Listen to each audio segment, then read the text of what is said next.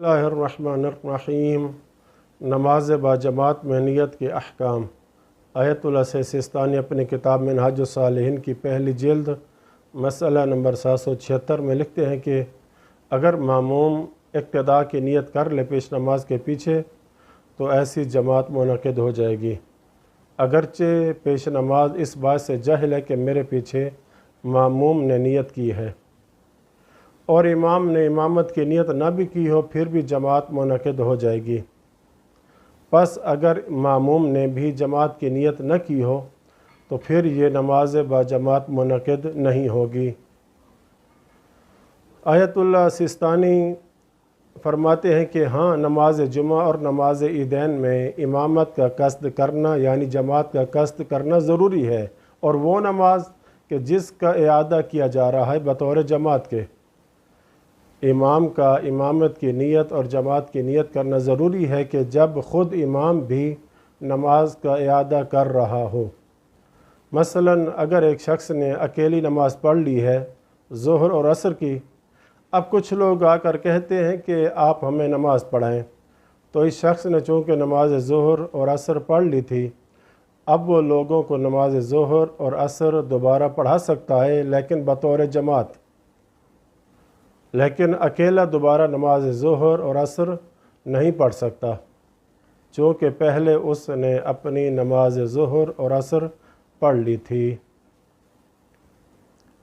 और ये पेश नमाज जिसको लोगों ने कहा कि आप दोबारा अपनी नमाज जमात के साथ हमें पढ़वाएं, तो ये इमाम इस तरह जमात की नियत करेगा कि मैं एक ऐसी नमाज पढ़ रहा हूँ कि जिसमें पीछे वाले अफराद ने मुझे अपना इमाम बनाया है।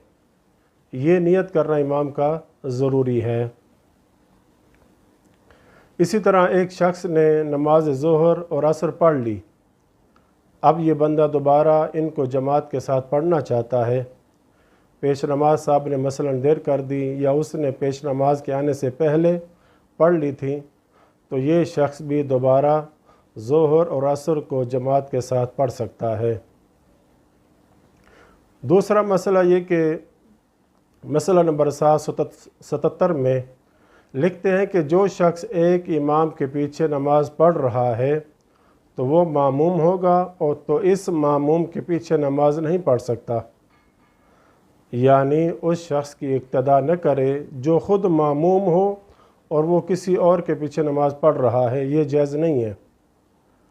हाँ, अगर एक शख्स इमाम की तीसरी या चौथी रकात में आकर मिला तो पेश नमाज ने नमाज ख़त्म कर दी तशहुद और सलाम पढ़कर, लेकिन ये शख्स के जो चौथी रकात में आकर मिला था, तो अब ज़ाहिर है कि इसकी एक रकात जमात के साथ थी और ये मामूम भी था, यानी मुक्तदी था। अब दूसरी रकात में चूँकि ये फुरादा हो गया है, अब अगर कोई तीसरा बंदा आकर इसकी दूसरी रकात में जमात की नियत के साथ मिल जाए तो इस तीसरे बंदे की जमात दुरुस्त होगी, क्योंकि अब दूसरे बंदे की नमाज फुरादा थी। अगरचे पहली रकात में वो ख़ुद मामूम था, मुक्तदी था, और दूसरी रकात में मामूम न रहा, जमात से अलहदा हो गया है, तो इसलिए अब तीसरे बंदे की नमाज जमात दुरुस्त होगी। वसल्लल्लाहु अला मुहम्मद व अहले बैतिही।